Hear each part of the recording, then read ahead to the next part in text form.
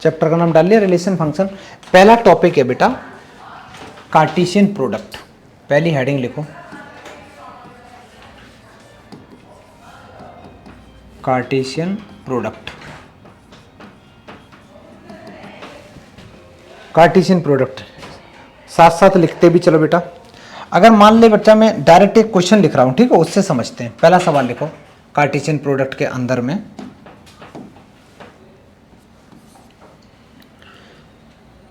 If A equal to तुम्हारे पास दे रखा है 1,2 1,2 बेटा ये एक सेट दे रखा है, ठीक है। 1,2 करली ब्रैकेट से ही सेट को हमेशा रिप्रेजेंट करते हैं। हालांकि तुम लोगों ने कुछ बच्चों ने सेट्स नहीं पढ़ा, कोई फर्क नहीं पड़ता, याद क्या रखना है, करली ब्रैकेट लगाते हैं। इसके अंदर कितने एलिमेंट्स हैं बेटा, सिर्फ और सिर्फ 2 हैं। ऐसा ही एक बी सेट लिखते हैं। सेट बी के अंदर में मैं एलिमेंट्स लिख दे रहा हूं ए बी सी। और मेरा सवाल है, 2 सवाल पूछता हूं इससे। पहला है find, first part A cross B निकालना है बेटा, और सेकंड पार्ट है इसका बी क्रॉस ए निकालना है। बी क्रॉस ए बोलेंगे, ठीक है। ये सवाल है, जिन बच्चों को आता है करना स्टार्ट कर दो, बहुत आसान सवाल है।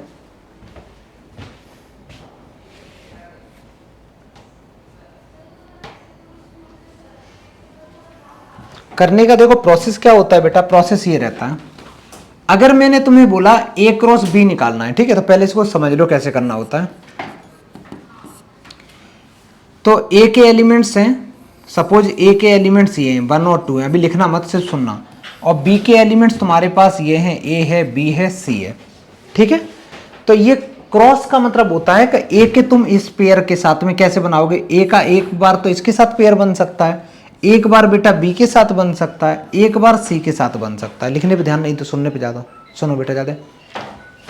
ए के कितने पेयर बन गए, A,1, A,B, A,C। बी का भी तो बन सकता है, इसका बन सकता है 2,A, 2,B, 2,C। समझ में आ गया। तो ये पेयर जितने भी बन रहे हैं इन्हीं को हम लोग बेटा बोलते हैं कार्टेशियन प्रोडक्ट, ठीक है। अब लिखेंगे कैसे हम, ये यूज नहीं, इसको जो मैंने लिखा है इसको बोलते हैं एरो डायग्राम। लेकिन हम लोग एरो डायग्राम नहीं, डायरेक्ट लिखेंगे। तो ए क्रॉस बी लिखते समय कैसे लिखेंगे, 1 का पहले किसके साथ पेयर बनेगा बेटा, ए के साथ। तो मैं 1,A लिख दूं। नेक्स्ट बताओ 1,B, 1,C। 1 तो चलो बेटा खत्म हो गया। अब ले लो 2,A, 2,B और 2,C। ये लिख दिए। लिखने के बाद ये है क्या, ये भी एक सेट है ना। तो सेट को किससे डिनोट करते हैं, हमेशा करली ब्रैकेट से। तो एक ब्रैकेट यहां पे लगा दो बेटा, और इसको एक लास्ट में लगा दो। ये तुम्हारा फर्स्ट पार्ट का आंसर हो गया। सेकंड खुद करो। सेकंड बी क्रॉस ए पूछा है ना, तो वो उल्टा हो जाएगा। कैसे, बी क्रॉस ए अगर पूछेगा तो बी के एलिमेंट्स हम पहले लेंगे, ए के बाद में। जैसे A,1, A,2, B,1, B,2, C,1, C,2। समझ में आ गया। आंसर लिखो, चलो जल्दी करो।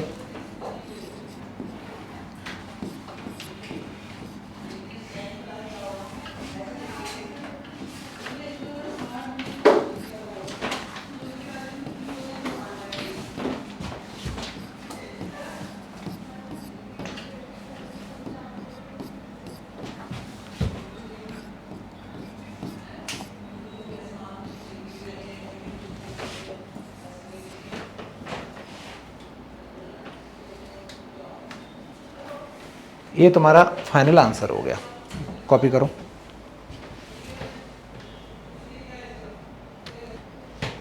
देखो बेटा यहाँ पे देखो, सबसे पहले क्या सीन है। क्वेश्चन तो ये दे रखा है। अब यार दिक्कत ये है कि यहाँ पे ए बी सी जो सेट दे रखे हैं वो सही से नहीं दे रखे हैं, है ना। सेट को रिप्रेजेंट करने के वैसे 2 तरीके होते हैं, तुम लोगों को कुछ बच्चों को याद भी होंगे। एक होता है सेट बिल्डर फॉर्म और एक होता है रोस्टर फॉर्म।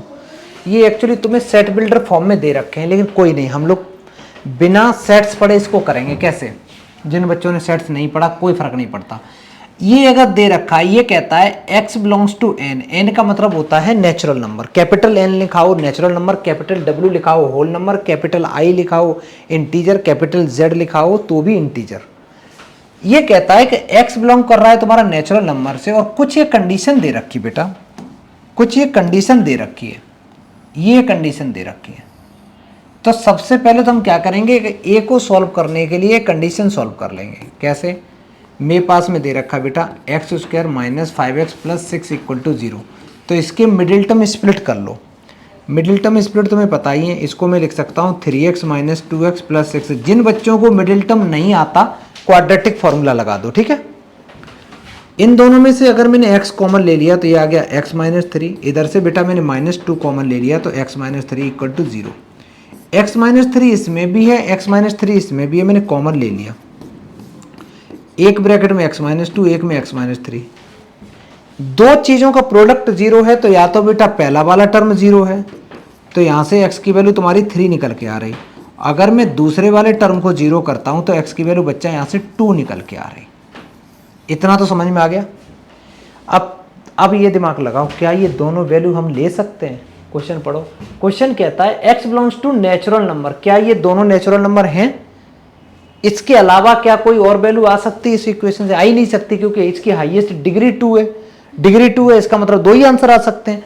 तो मेरे पास में सेट ए निकल के आ गया। सेट ए के क्या क्या एलिमेंट्स निकल के आए बेटा? बोलते चलो। 2 और 3 बस, ये हो गया सेट ए। इसमें किसी को कोई दिक्कत? सेट ए में क्या क्या एलिमेंट्स हैं ये फाइंड करने में। पहले सारे बच्चे सेट ए के एलिमेंट्स निकालो, जल्दी करो। ऐसे ही हम लोग सेट बी के निकालेंगे, सेट सी के निकालेंगे। देख बेटा, ये सेट ए तो आ चुका, चलो सारे बच्चों का। सेट बी को देखो कैसे निकालना है, बड़ा आसान है। सेट बी में तो अलग से दे रखा है 0 से लेके 2 तक लेने क्या बेटा? होल नंबर लेने हैं। तो 0 और 0 पे देखो कौन सा ब्रैकेट लगा हुआ है? इक्वल टू भी लगाया, 2 पे भी इक्वल टू लगाया। तो सेट बी के एलिमेंट्स डायरेक्ट हो गए। एक तो 0 हो गया, एक 1 हो गया, एक 2 हो गया, क्योंकि 0 और 2 के बीच में जितने भी होल नंबर रहते सारे के सारे लेने थे। तो ये मेरे पास सेट बी के एलिमेंट्स निकल के आ गए। सेट सी के बारे में सोचते हैं। एन लिखा है, एन का मतलब नेचुरल नंबर। कहता है एक्स की वैल्यू 3 से कम होनी चाहिए। अगर बेटा 3 यहाँ है, 3 होना चाहिए कि नहीं? बताओ। देख, नहीं होना चाहिए। क्यों? क्योंकि बेटा यहाँ इक्वल टू नहीं है, ठीक है। 3 से पहले कौन से नंबर होते हैं नेचुरल? वो भी एक 2 होता है और एक 1 होता है। तो सेट सी के एलिमेंट्स आ गए बच्चा 1 और 2। उस दिन समझ में आया? कौन सा वाला नहीं आया बेटा बता? बी में देख, यहाँ 0 और 2 लिखा है बेटा। इसका मतलब होता है 0 और 2 के बीच में कितने नंबर है, और यहाँ पे इक्वल टू भी लगा है। तो हमें 0 भी लेना होगा, 2 भी लेना होगा, और बीच के नंबर। तो बीच में और कौन नंबर होता है? 0 2 1 होता है। हमें होल नंबर लेने, वैसे 0 2 के बीच में इनफाइनाइट मेनी नंबर रहते हैं, हमें सिर्फ होल नंबर लेने। तो एक तो 0 हो गया होल नंबर, एक 1 हो गया, एक 2 हो गया, मैंने लिख दिया। यहाँ पे चाहिए थे 3 से कम नेचुरल नंबर। नेचुरल नंबर कहाँ से स्टार्ट होते हैं? जिनको हम लोग काउंटिंग बोलते हैं, काउंटिंग नंबर। तो कौन कौन से होते हैं? 1 2। तो 1 2 मैंने लिख दिया। इतना आया समझ में? अब देखो, पहला पार्ट ये कहता है, पहले पार्ट में सारे बच्चे 2 चीज सीखेंगे। कहीं भी बेटा यूनियन लिखा हो, कहीं भी एक कंसेप्ट आता है यूनियन का। यूनियन का बेसिक मीनिंग होता है ऑल, ठीक है। और एक आता है इंटरसेक्शन, एक आता है बेटा इंटरसेक्शन। इंटरसेक्शन का मीनिंग होता है कॉमन एलिमेंट्स, कॉमन एलिमेंट्स। और इसको रिप्रेजेंट कैसे करते हैं? यूनियन को हम लोग यू से रिप्रेजेंट करते हैं, ऐसे ऐसा यू बनाते हैं। इंटरसेक्शन को उल्टा यू बना देते हैं, ठीक है। अगर मैं तुम्हें बोलूं, पहले पार्ट की मैं बात करूं, मैं निकालना चाहता हूं बी यूनियन सी। तो यूनियन का मीनिंग क्या होता है बेटा? ऑल। तो बी के और सी के सारे एलिमेंट्स ले लो। बी और सी के सारे एलिमेंट्स लोगे तो क्या हो जाएगा? 0 लोगे, 1 लोगे, 2 लोगे। लेकिन फिर ये मत कहना सर 0 1 2 1 2, मतलब एलिमेंट्स रिपीट नहीं होने चाहिए। एक बार ही एक एलिमेंट्स लेते। तो क्या कितने एलिमेंट्स हो गए बेटा इसमें? 0 1 और 2। नेक्स्ट, ये तो यूनियन निकल गया। यूनियन तो मेरा निकल के आ गया। इसका मेरे को ऑर्डर्ड पेयर ए के साथ लेना है। तो मैं ए के ऐसे निकालूंगा, A cross B intersection, sorry B union C equal to A के एलिमेंट्स क्या है? 2 3। तो मैंने 2,3 लिख दिया इनटू बी यूनियन सी के एलिमेंट्स क्या है? 0 है, 1 है और 2 है। बेटा क्या इनके हम ऑर्डर पेयर नहीं लिख सकते? बहुत कैसे? 2,0 2,1 2,2 3,0 3,1 3,2। समझ में आ गया? तो बहुत आसान है। तो मैं आंसर लिखूंगा 2,0 2,1 2,2 एक तो ये आ गया। अब हम 3 का पेयर बनाएंगे। एक बन गया 3,0 3,1 और 3,2। ब्रैकेट लास्ट में और एंड में लगाना ना बोलें। ये बेटा तुम्हारे फर्स्ट पार्ट, ये इसका आंसर हो गया। जल्दी करो, बस तुम्हें ए बी सी निकालना था, उसके बाद यूनियन निकाल के ऑर्डर पेयर बना दो। कर लो। जिन बच्चों का ये हो गया हो तो सेकंड पार्ट करो इसका।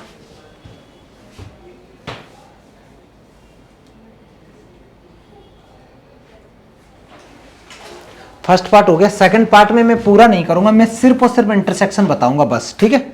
अगर मैं इंटरसेक्शन की बात करूं तो बी और सी में कॉमन कौन है बेटा? तो बी और सी का जो इंटरसेक्शन है वो 1 2 आ गया बस, ठीक है। फिर उसके बाद क्रॉस ले लोगे। मैं आगे करता हूं। नेक्स्ट लिखेंगे इसके बाद। बहुत आसान सवाल है बेटा, इतना टफ नहीं है, ध्यान से सुनना। ये तुम्हें 3 बार क्रॉस पूछा है ना, तो सबसे पहले एक काम करो, पी क्रॉस पी निकाल लो। पी क्रॉस पी निकालना तो आसान है। कैसे? 1 क्रॉस 2 का तुम क्रॉस निकालना चाहते हो 1 क्रॉस 2 के साथ, कोई दिक्कत है ना? क्योंकि पी क्रॉस पी का मतलब है मैं 3 एक साथ नहीं निकाल सकता, लेकिन 2 तो निकाल ही सकता हूं। अब इसका अगर मैं क्रॉस प्रोडक्ट अगर लिखूंगा तो ये बन जाएगा 1,1 1,2। ऐसे ही बनेगा तुम्हारा 2,1 और 2,2। ये बन गया तुम्हारे पास P क्रॉस P बन गया। अब मेरे को निकालना है बेटा P क्रॉस P। तो P क्रॉस P अभी अभी निकला है, तो ये पूरा लिख दो 1,1 जो भी है, 1,2 1,3 सॉरी ये 2,1 और 2,2 ये लिख दिया पूरा। और इसके साथ में क्रॉस करना है हमें P का। P क्या कौन है? ये वाला 1 क्रॉस जो भी है, ये इन दोनों का क्रॉस करना बड़ा आसान। कैसे? इसका फर्स्ट वाले का इस फर्स्ट वाले का सबसे पहले इस 1 के साथ लोगे, फिर इस फर्स्ट वाले का सेकंड के साथ लोगे, ठीक है। अगर मैं फर्स्ट का 1 के साथ लूंगा तो ये बनेगा 1,1,1। नेक्स्ट क्या बनेगा बेटा? बोलो 1,1,2। ये हो गया। नेक्स्ट मैं कलर चेंज कर दे रहा हूं। अब सेकंड वाले का लूंगा तो एक बनेगा 1,2,1 1,2,2। 2 खत्म हो गए। थर्ड करेंगे, ऐसे लिखते जाओ बेटा। हो गया, करो।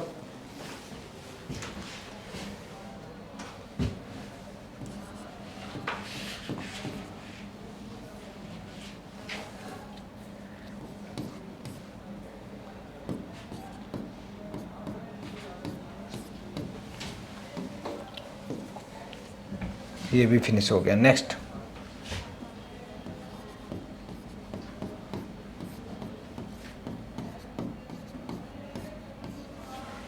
स्टार्टिंग में और एंडिंग में एक ब्रैकेट लगा दो, ये तुम्हारा फाइनल आंसर हो गया। करो बेटा जल्दी। बहुत आसान होता है। पहली बात तो याद रखना बेटा, डोमेन होता है, डोमेन का मीनिंग होता है पॉसिबल इनपुट। पॉसिबल इनपुट क्या क्या होते हैं वो डोमेन होती है। रेंज होती है, जो आउटपुट निकलता है वो तुम्हारा रेंज हो गया। कोडोमेन हो गई सेट बी के सारे एलिमेंट्स।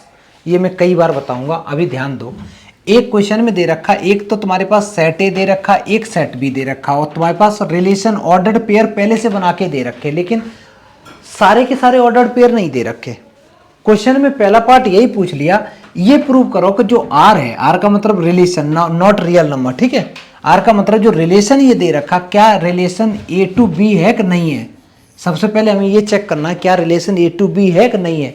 तो एक चीज देखो बेटा, इसमें लिखा है -2,4 -2,4 बन रहा है ना ऑर्डर पेयर। नेक्स्ट -1,0 -1,0 बन तो रहा है ऑर्डर पेयर। नेक्स्ट 0,0 इसका 0 और इसका 0 हो गया। 1,1 भी बन गया, 2,4 भी बन गया। इसका मतलब ये है कि तुमने जो भी रिलेशन बनाया वो बेटा सबसेट है। मतलब कहां से बिलोंग कर रहा है ये सारा का सारा तुम्हारा ए क्रॉस बी से बिलोंग कर रहा है। जो आर है, आर का मतलब ये जो रिलेशन है वो तुम्हारा कहां से बिलोंग कर रहा है बेटा, या कह सकते हो सबसेट है। किसका सबसेट है? ए क्रॉस बी का। देयरफॉर सो आर इज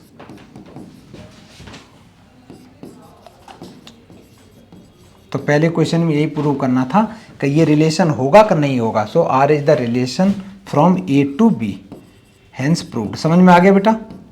इसमें क्या लिखना था कि जो भी मेरे पास ऑर्डर पेयर हैं, अगर वो ऑर्डर पेयर सारे के सारे मेरे जो भी निकल के आ रहे हैं वो ए क्रॉस बी के ऑर्डर पेयर का ही सबसेट है, तो वो एक मेरा रिलेशन होगा। ठीक, अगर इसमें कोई ऐसा एलिमेंट होता, मान ले बच्चा एक एलिमेंट होता इसमें -2,5, तो -2,5 है कहीं नहीं है, तो हम बोलते कि ये मेरा रिलेशन हो ही नहीं सकता। ठीक है, तो ये पहले पार्ट का तो आंसर बड़ा आसान था। सेकंड पार्ट का देखो, सेकंड पार्ट के आंसर में कहता है फाइंड द डोमेन। डोमेन जब भी पूछी जाए तो तुम रिलेशन को देखो, इन दोनों को देखो भी मत ऊपर। ठीक है, सिर्फ रिलेशन को देखो। और रिलेशन में जो पहले एलिमेंट्स लिखे हैं ना, जो पहले एलिमेंट्स लिखे हैं बेटा, ये स्टार्टिंग वाले, ये तुम्हारे हमेशा डोमेन एलिमेंट्स होते हैं। रिलेशन में जो पहले एलिमेंट्स लिखे हैं ये सारे तुम्हारे डोमेन एलिमेंट्स होते हैं। तो डोमेन क्या हो गई? तो डोमेन हो गई बेटा तुम्हारी, यहां से निकलेगी -2, -1, -0, 1, 2। ये तुम्हारा आंसर आ गया। समझ में आ गया? ये देख लेना कोई एलिमेंट्स रिपीट ना करे। नेक्स्ट थर्ड नंबर, थर्ड नहीं इसी में डोमेन निकल आई। आप पूछिए रेंज क्या होगी?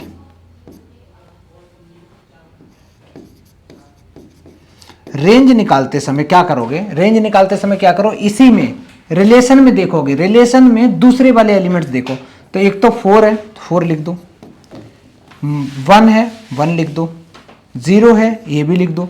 फिर से 1 आ गया, हम 2 बार नहीं लिखेंगे 1, ठीक है, एक बार लिख चुके हैं 1। फिर बेटा 4 आ गया, 4 हम लिख चुके हैं तो हटा दो। तो मेरे पास में बस ये तुम्हारे पास में आ गया 4, 1, 0। अगर इसको आगे पे ही लिख दो 0, 1, 4 लिख दो तब भी कोई फर्क नहीं पड़ता। तो ये तुम्हारा रेंज आ गया। रेंज के बाद दे रखा है कोडोमेन। कोडोमेन क्या होता है? कोडोमेन का मतलब होता है कि अगर तुम ए से ए क्रॉस बी बना रहे हो, ए क्रॉस बी बना रहे हो तो बी के सारे एलिमेंट्स बेटा कोडोमेन हो जाते हैं। ठीक है, तो सारे के सारे कौन से एलिमेंट्स हो जाएंगे कोडोमेन? ये सारे। तो आंसर हो गया 0 हो गया, 1 हो गया, 4 हो गया, 9 हो गया। ये समझ में आया? थोड़ा थोड़ा बेटा आया? डोमेन क्या होती है? तो तुम कहोगे सर जो भी रिलेशन है उसका पहला वाला एलिमेंट्स को हम लोग डोमेन बोलेंगे। और रेंज क्या होती है? कि उसी में दूसरे वाले को रेंज बोलेंगे। तो कोडोमेन क्या होती है? कोडोमेन में हम ये चेक करेंगे कि रिलेशन कहां से कहां बना है, ए टू बी है या बी टू ए है। अगर ए टू बी है तो बी के सारे एलिमेंट्स उठा के चिपका देंगे, वो हो गई कोडोमेन। ठीक है, कॉपी करो, जल्दी करो। हाँ हाँ होती है, बिल्कुल होती है।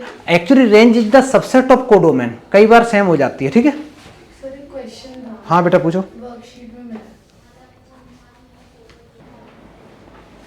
देखो बेटा क्या है, क्वेश्चन को ध्यान से समझना। ये क्वेश्चन कहता है तुम्हारे पास में एक रिलेशन दे रखा है ए, जिसके एलिमेंट्स हैं 1, 2, 3, 4, 5, और रिलेशन बनाना है, ये तुम्हारे पास सेट दे रखा है, रिलेशन बनाना है RA to A, मतलब ए के एलिमेंट्स भी 1, 2, 3, 4, 5 हैं और दूसरा जो रिलेशन बनाना है उसके एलिमेंट्स भी 1, 2, 3, 4, 5 हैं। और रिलेशन क्या है? रिलेशन ये गिवन है पहले से, ये रिलेशन गंदा सा गिवन है x, y। इसको पढ़ते कैसे हैं? x, y का मतलब है x और y के बीच में रिलेशन है, और कोलन लगने के बाद में, सेमी कोलन जो भी है, ये कोलन लगने के बाद में जो लिखा है वो बताता है कि किसके बीच में, जो भी x और y के बीच में रिलेशन है वो रिलेशन है क्या। रिलेशन ये है कि y = 2 टाइम्स ऑफ x - 3 है। समझ में आ गया? पढ़ते कैसे इस क्वेश्चन को? यहाँ पे जो भी लिखा हो उन दोनों के बीच में क्या रिलेशन है, कोलन के बाद देखो आगे रिलेशन दे रखा होता है, और यहाँ पता चलता है कि अच्छा इन दोनों के बीच में कुछ रिलेशन बनाना है। ठीक है, आगे देखो बेटा। अब करना कैसे? मैं सबसे पहले r निकालने के लिए जो भी इक्वेशन गिवन है मैं वही निकालूंगा। तो y = गिवन है मेरे पास में 2x - 3, 2x - 3। एक इंपॉर्टेंट चीज ये, हम x की वैल्यू क्या क्या ले सकते हैं? x की वैल्यू बेटा सिर्फ और सिर्फ हम 1, 2, 3, 4, 5 ले सकते हैं, क्योंकि रिलेशन A to A है। तो A के एलिमेंट्स जो हैं वो भी 1, 2, 3, 4, 5 हैं, और इस A के एलिमेंट्स भी 1, 2, 3, 4, 5 हैं। ठीक है, अच्छा अगर मैं x की जगह, अगर मैं पुट कर दूं x की जगह पे 1 पुट कर दूं, 1 से छोटा तो पुट कर ही नहीं सकता क्योंकि इसमें 1 स्टार्टिंग में है। अगर मैं x की जगह 1 पुट कर दूं तो आंसर कितना आ रहा है? देख बेटा ये आ रहा है -1 आ रहा। अब एक सवाल, x की वैल्यू और y की वैल्यू, ये दोनों की दोनों वैल्यू तुम्हारी कहां से आनी चाहिए थे? a से आनी चाहिए थे। a की तो सेट दे रखा है, तो -1 तो यार इसमें है ही नहीं अवेलेबल। अगर -1 इसमें अवेलेबल नहीं है तो हम क्या लिखेंगे? हम लिखेंगे कि this -1 does not belongs to a। ठीक है। अगर मैंने ऐसे लगाया साइन तो इसको बोलते बिलोंग्स टू, और काट दिया इसका मतलब डज नॉट बिलोंग्स टू। तो ये हो गया कि y की वैल्यू -1 तो हो नहीं सकती। आगे सुनो, अब बताओ मैं x की जगह क्या पुट कर सकता हूं। नेक्स्ट नंबर बेटा 2। अगर मैं x की जगह 2 पुट करूंगा, 2 2 जब 4, 4 में से 3 गया 1 बचा। हाँ 1 ठीक ठाक है, 1 तो इसमें अवेलेबल है। x की जगह पे अब की बार x की जगह पे मैं 3 पुट करूंगा तो y इक्वल टू आ जाएगा 3 2 जा 6, 6 - 3 दैट इज 3। हाँ ये भी ठीक है। नेक्स्ट नंबर लूंगा x की जगह पे 4, 4 पुट किया बेटा तो 4 2 जा 8, 8 - 3 किया तो 5 आ गया, ये भी सही है, 5 है तो इसमें। और नेक्स्ट नंबर हम लोग क्या लेंगे बेटा, x इक्वल टू 5, तो y इक्वल टू आ रहा 5 दूनी 10 - 3 7। फिर से वही दिक्कत 7, तो हम कैसे लिखेंगे, डज नॉट बिलोंग्स टू ए। समझ में आया।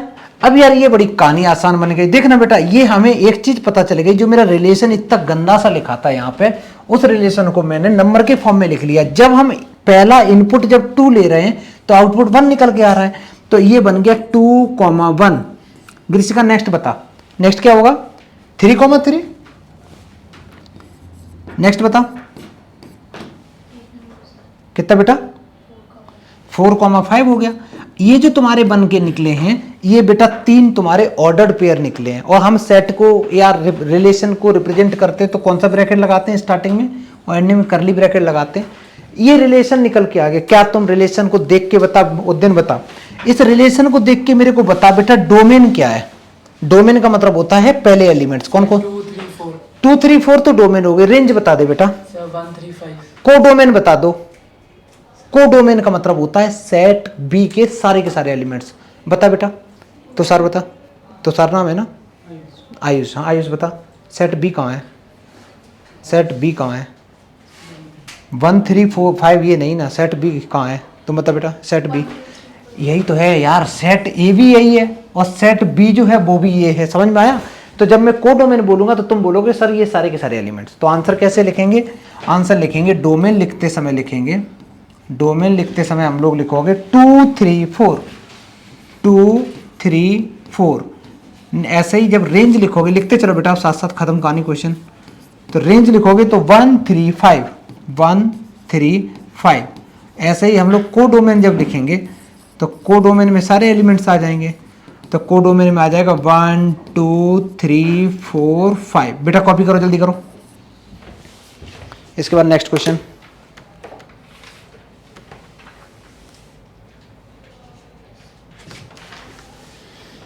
को डोमेन में हमेशा बेटा सेट बी के एलिमेंट्स लेते हैं। ये तो हमारे ऐसे अनवांटेड चीजें निकल के आ रही ना, ये तो है भी नहीं सेट बी में। सेट बी क्या है, सेट बी का मतलब है सेट ए, देखो है ना, इसलिए वो नहीं लेते हैं। बड़ा आसान सा है, लिख लो बेटा। अगर नंबर ऑफ एलिमेंट्स तुम्हारे पी में है, sorry number of elements set ए के अंदर में पी है, इसका मतलब कोई सेट ए जिसमें मान लो 4 एलिमेंट्स हैं और सेट बी में 5 एलिमेंट्स हैं, तुमसे बोला जाएगा ए क्रॉस बी जो उसमें टोटल कितने एलिमेंट्स आएंगे, तो तुम कहोगे P इंटू क्यू आएंगे। ठीक है। और नंबर ऑफ रिलेशन कितने बनेंगे, तो नंबर ऑफ रिलेशन होंगे बेटा 2 की पावर पी क्यू, 2 की power P Q number of relation होंगे। लिख लो इसको। लिखने के बाद एक क्वेश्चन लिखते हैं छोटा सा। अभी रुक, एक छोटा सा सवाल है बेटा, ये छोटा सा सवाल जल्दी से लिखो तो इसको, बहुत आसान है। अब इसमें क्या कहता है बेटा, देखना। ये कहता है कि सेट ए ये दे रखा, सेट बी ये दे रखा, number of all possible relation पूछे। अभी अभी तुम्हें बताया था। एक बात बता बेटा, सेट ए के अंदर में कितने एलिमेंट्स हैं, जल्दी बोलो। तो मैं number of elements in set A equal to 3 लिख सकता हूं। चलो ये बताएगा। आयुष बता, सेट बी में कितने एलिमेंट्स हैं, 2। मैंने एक फॉर्मूला बताया था नंबर ऑफ रिलेशंस का, टोटल नंबर ऑफ रिलेशन का क्या फॉर्मूला था, total number of relation equal to हो जाएगा equal to 2 to the power P into Q, यही तो होगा बेटा। और ये एक्चुअली तुम्हारा P निकल के आया और ये तुम्हारा Q निकल के आ गया, किसी को कोई आपत्ति। ठीक है। तो मेरे पास में आ गया 2 की पावर 3 इंटू 2। अच्छा 2 की पावर आ गया 6, 2 की पावर 6 होता कितना, 2 दूनी 4 दूनी 8 दूनी 16 दूनी 32 दूनी 64। ठीक है, ये आंसर आ गया। करो जल्दी। इसके बाद स्टार्ट करते हैं मजेदार चीज। वो है, हेडिंग लिखो बेटा डोमेन एंड रेंज। लेकिन डोमेन और रेंज का थोड़ा सा पहले हम लोग कंसेप्ट पढ़ते, सुनते नहीं पढ़ते हैं ना, डोमेन एंड रेंज के बारे में थोड़ा सा। डोमेन, रेंज एंड कोडोमेन भी लिख दे रहा हूं, डोमेन, रेंज एंड कोडोमेन।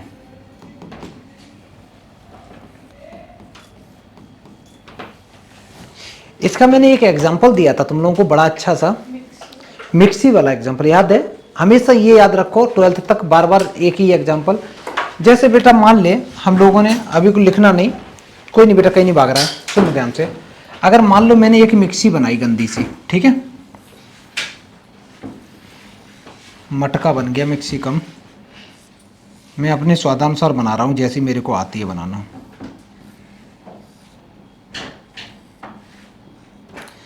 एक मिक्सी बनाई बेटा, ऐसी कुछ है, ठीक है।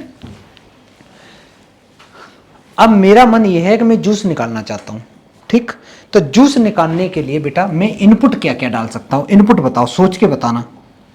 चलो चालू कर दो, मेरे को जूस बनाना है, अब इनपुट में क्या क्या डाल सकता हूं, किस चीज का जूस बनता है?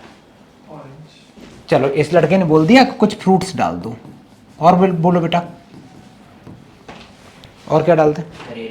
करेला डाल दें। चलो इसने बोल दिया कि वेजिटेबल्स डाल दो, ठीक है बेटा, और क्या डाल सकते? लेमन डाल दिया, ठीक है।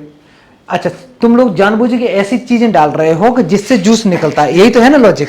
अच्छा एक काम करते हैं, मोबाइल देना बेटा, ये मोबाइल में डाल रहा हूं, वो जूस निकलेगा क्या इसका? नहीं निकलेगा ना। इसका मतलब ये है कि ये मिक्सी जो है, मिक्सी का कुछ एक फंक्शन होता है कि अगर मैं जूस निकालना चाहता हूं तो कुछ दुनिया में कुछ पर्टिकुलर चीजें ऐसी हैं जो वही चीजें डाल सकता हूं, ये नहीं कुछ भी जूता चप्पल कुछ भी फेंक दो इसमें और जूस निकाल रहे, ऐसा तो हो नहीं सकता। अब यही सेम चीज ये है कि ये जो भी तुम यहां डालते हो, जो भी तुम डालते हो यहां पे, इसी को बच्चा हम लोग बोलते हैं डोमेन, इसी को हम लोग बोलते हैं डोमेन। और दूसरा नाम होता है इसका पॉसिबल इनपुट्स। समझ में आया कि नहीं? तो ये जो भी हम डालते हैं इसमें किसी फंक्शन में, ये जो मिक्सी है, मिक्सी क्या है? मिक्सी तुम्हारा फंक्शन है, यही बेटा तुम्हारा फंक्शन है। फंक्शन क्या हो सकता है? साइन एक्स हो सकता है, कॉस एक्स हो सकता है, e to the power x और tan x, sec x, cosec x. 6 तो हो गए ट्रिग्नोमेट्रिक फंक्शन, एक हो गया लॉगरिथमिक फंक्शन लॉग एक्स हो गया, एक हो गया एक्सपोनेंशियल फंक्शन जैसे ई टू द पावर एक्स हो गया। ये इतने जितने भी फंक्शन हैं उनमें ये नहीं है तुम कुछ भी डाल दो, उसमें कुछ वैल्यू डिफाइन होती है, वही डाल सकते हो। जैसे साइन इनवर्स एक्स फंक्शन होता है, 11th में पढ़ोगे, इनवर्स ट्रिग्नोमेट्री, छोटा सा चैप्टर है 4 नंबर का, तो उसमें भी फिक्स होता है कि तुम कितनी वैल्यू डाल सकते हो। समझ में आया? तो यहाँ पे फंक्शन में जो भी वैल्यू हम डाल सकते हैं उन्हीं को डोमेन होता है। तो मेरे पास में मैथ्स में जितने भी क्वेश्चन है वो ये कहना चाहता है कि एक्स की जगह तुम क्या क्या डाल सकते हो। हर एक चीज तो डाल नहीं सकते, हर चीज डालोगे तो तुम minus infinity two plus infinity डाल सकते हो, लेकिन वो पॉसिबल नहीं होता है हर क्वेश्चन में। अच्छा ये जो मिक्सी है ये किस चीज का काम कर रहा है? ये फंक्शन है। फंक्शन क्या हो सकता है? कुछ भी हो सकता है बेटा, f of x equal to 2x square plus 3 हो सकता है, कुछ भी हो सकता है, पॉलिनोमियल फंक्शन हो सकता है, कांस्टेंट फंक्शन हो सकता है। अच्छा अब बात करते हैं यहाँ तुमने जब डाला ये बेटा जूस निकल के आ गया, तुम जूस ही चाह रहे थे तो जूस निकल के आ गया। ये जो तुम्हारा निकल के आया जूस, इसी को बेटा हम लोग रेंज बोलेंगे, ठीक है। अच्छा अब इसमें कई बार ऐसा भी होता है कि सीन तुम चाह तो जूस रहे थे, अब इस लड़की ने डाल दिया था नींबू, डाल दिया था ना, वो नींबू का बीजा आया लेकिन इसमें न निकल के यहाँ और साइड में कुछ जगह थी वहाँ से निकल के ये मान ले एक और था यहाँ पे एक्स्ट्रा मटेरियल यहाँ निकल के आ गए, ठीक है। ऐसे ही किसी ने मान लो गन्ना डाल दिया, गन्ने वाला भी तो होता है, गन्ना डाल दिया तो गन्ने का जूस इधर निकलेगा और उसकी जो लकड़ी होती है वो अलग निकल के आती है। तो ये जो भी एक्स्ट्रा मटेरियल है सब कुछ जो होता है, इसी पूरे मटेरियल को बच्चा हम लोग कोडोमेन कहते हैं। इस पूरे मटेरियल को ही हम लोग कोडोमेन कहते हैं, ठीक है। तो कोडोमेन क्या हो गया? सेट बी के जो एलिमेंट्स हो गए वो सारे के सारे कोडोमेन हो गए, जो हम चाह रहे हैं वो मेरा रेंज हो गया, और जो पॉसिबल इनपुट है उसको क्या बोलते हैं हम लोग? डोमेन कहते हैं। तो रेंज क्या हो गई? रेंज की दूसरी पॉसिबल आउटपुट्स। रेंज की दूसरी डेफिनेशन क्या हो गई बेटा? पॉसिबल आउटपुट्स हो गई, कि पॉसिबल आउटपुट्स क्या क्या हो सकते हैं। एक काम करो, ऐसा ही गंदा सा डायग्राम बना लो बेटा, ऐसा ही छोटा सा बना लो, याद रहेगा। ये हो गया डोमेन, कोडोमेन और रेंज के बारे में। कोई नहीं बेटा दोबारा बनाओ, कोई नहीं। कल भी तो खाना खाया था, आज भी खाया तुमने और कल फिर खाएगी, तो इसलिए बना। अब देखना बेटा, डोमेन निकालने की सारे बच्चे एक ट्रिक याद रखेंगे। डोमेन निकालने की ट्रिक ये है, अगर मेरे पास में कभी ऐसी सिचुएशन आए, कहीं लिखा है 1/f(x), ठीक है, और डोमेन पूछिए, तो तुम एक चीज बताओ, यहां पे क्या नहीं होना चाहिए, इसकी वैल्यू 0 नहीं होनी चाहिए, क्योंकि 1/0 क्या होता है, 1/0 याद रखना, 1/0 बेटा अनडिफाइन होता है, ठीक है, और 1/∞ क्या होता है, ये 0 होता है। अच्छा, e की पावर इन्फिनिटी क्या होता है, e की वैल्यू कितनी होती है, 2.41 होती है ना। e की पावर अगर मैं इन्फिनिटी करूं तो वो इन्फिनिटी आता है, और e की पावर -इन्फिनिटी करूं तो, सोच के बताओ, बताओ युवराज, e की पावर में -इन्फिनिटी करना चाह रहा हूं, बिल्कुल सही जवाब। इतना सोचना बेटा, e की पावर -इन्फिनिटी को हम 1/e की पावर +इन्फिनिटी लिख सकते हैं कि नहीं, लिख सकते हैं ना। कहीं भाई कोई चीज नेगेटिव में नीचे लिखेंगे तो वो पॉजिटिव में हो जाएगी। अच्छा, और अभी अभी इसकी वैल्यू मैंने कितनी बताई, इन्फिनिटी, तो 1/∞ क्या होता, 0, तो इसका ओवरऑल आंसर तुम्हारा हो गया 0, इसका ओवरऑल आंसर 0 हो गया, ठीक है। तो कुछ वैल्यू ये याद रखनी है कि ऐसा कुछ कुछ होता है जिंदगी में। अब सुनो, अगर कभी भी 1/f(x) दे रखा है, 1/f(x) दे रखा है, तो जो भी डिनोमिनेटर में है, इसकी अगर मैं डोमेन की बात करूं तो डोमेन निकालने का तरीका है कि f(x) को is not equal to 0 put कर दो, ठीक है, f(x) को is not equal to 0 put कर दो, और जहां जहां ये नॉट इक्वल टू 0 है वो वैल्यू नहीं हो सकती, बाकी सारी हो सकती। जैसे एक एग्जांपल समझना, मान ले बच्चा मैंने एक एग्जांपल लिखा, f(x) इक्वल टू 1/2x + 3, ठीक है, और मैंने तुम्हें बोला कि इसकी डोमेन बताओ, मैंने बोला इसकी डोमेन बताओ, तो तुम क्या करोगे, तुम कहोगे कि सर एक काम करो, जो डिनोमिनेटर में है उसको क्या करो बच्चा, नॉट इक्वल टू 0 रख दो। नॉट इक्वल टू 0 का मतलब है 2x is not equal to क्या आ गया बेटा, -3, ये 2 यहाँ पे मल्टीप्लाई कर रहे हैं, उधर जाके डिवाइड करेंगे तो ये आ गया x is not equal to -3/2, तो डोमेन हो गई all real number except -3/2। Logic समझ में आया। तो डोमेन क्या हो गई इस क्वेश्चन की, इस क्वेश्चन की जो डोमेन है वो हो गई बेटा, डोमेन हो गई ऑल रियल नंबर, दुनिया के सारे नंबर तुम पुट कर सकते हो इस फंक्शन में। इस फंक्शन में मतलब ये ऐसी एक मिक्सी है कि जिसमें तुम सब कुछ पुट कर सकते हो, लेकिन -3/, नहीं तो मिक्सी टूट जाएगी, ठीक है। तो इसका आंसर कितना आ जाएगा, -3/2 नहीं पुट कर सकते। जब नहीं पुट कर सकते तो इस पे कौन सा ब्रैकेट लगेगा, इसमें बच्चा करली ब्रैकेट। एक काम करते हैं, नेक्स्ट क्लास से मैं बिल्कुल स्टार्टिंग से इसी से स्टार्ट करूंगा, यही टॉपिक इंपॉर्टेंट है। एक इतना लिखो, फिर नेक्स्ट क्लास से करेंगे, कि अभी टाइम है बेटा, देखना एक बार है अभी तो ना, 10 मिनट, रुको रुको रुको, करो करो, 4 हो जाएंगे पॉइंट, लिख लो पहले, जल्दी करो। अच्छा, ये एक तरीका तो ये हो गया, अगर तुम्हारे पास 1/f(x) दे रखा है तो डिनोमिनेटर इसको इज नॉट इक्वल टू 0 कर देंगे, काम चल जाएगा। अच्छा, सिचुएशन ऐसी भी तो आ सकती है बेटा कभी कभी तुम्हारे पास में कि f(x) जो दे रखा है, मान लो तुम्हारे पास,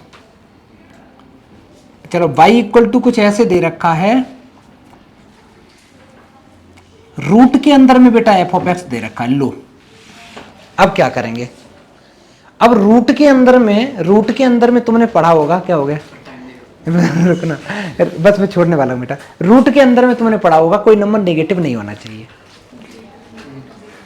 रूट, चीटिंग ना कर बेटा, रूट के अंदर में कभी कोई नंबर नेगेटिव नहीं होना चाहिए। क्यों, अगर नेगेटिव हो गया तो वो तो कॉम्प्लेक्स नंबर हो जाता है। मैंने पढ़ा दिया ना कॉम्प्लेक्स नंबर तुम लोगों को, नहीं पूरा पढ़ा दिया है, ठीक है। तो रूट के अंदर में कभी भी कोई नंबर बेटा निगेटिव नहीं होना चाहिए। इसका मतलब है कि जो भी अंदर है इसको उठाओ, greater than equal to 0 put कर दो, समझ में आ गया, और x की वैल्यू सॉल्व कर देंगे। ये लीनियर इनइक्वालिटी बन गई ना, अब तो सॉल्व कर ही सकते हो। अब इसकी आसान भाषा में समझना, एक मैंने क्वेश्चन लिखा, सपोज एक क्वेश्चन लिखा मैंने, दिया f(x) इक्वल, या ऐसे ही लिख दिया suppose y equal to root के अंदर में 2x - 3, वैसा ही सिमिलर सवाल दे दिया, और मैंने तुमसे बोल दिया कि इसकी डोमेन बताओ। तो डोमेन बताने के लिए तुम क्या करोगे, रूट का मटेरियल उठाओगे, इसको और इसको उठा के greater than equal to 0 put कर दो। और न्यूमरेटर पार्ट में है तो 0 करने में कोई दिक्कत नहीं है, इक्वल टू इसीलिए मैंने लगा दिया क्योंकि डिनोमिनेटर में 0 नहीं होना चाहिए, न्यूमरेटर पार्ट में तो 0 चल जाता है। डिनोमिनेटर में 0 क्यों नहीं होना चाहिए? क्योंकि 1/0 अनडिफाइंड होता है। ठीक है, इसको सॉल्व करेंगे। ये सॉल्व करना बड़ा आसान, 2x greater than equal to, ये 3 उधर गए तो प्लस के हो गए बेटा, पूरी इक्वेशन को मैंने 2 से डिवाइड मार दिया तो ये 3/2 आ गया। ये तुम्हारा फाइनल आंसर हो गया। तो डोमेन क्या हो गई? डोमेन क्या हो गई? All real number greater than equal to 3/2 से लेके इन्फिनिटी तक। समझ में आ गया? तो इसकी डोमेन को अगर मैं और सुंदर तरीके से लिखूं तो मैं लिखूंगा, इसको मैं डार्क करूंगा पहले से। 3/2 को डार्क क्यों किया बेटा?